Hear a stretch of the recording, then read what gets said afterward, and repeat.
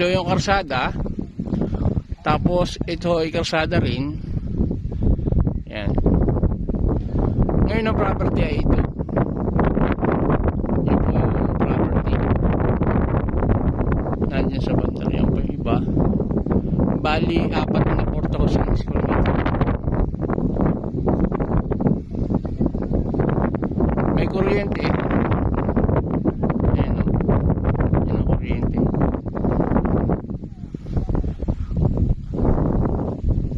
Ayan po yan. Ngayon po, is may overlooking pa siya. Yan.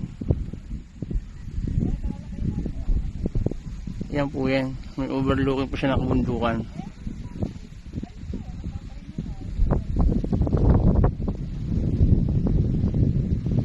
$4,500 square meter po yan.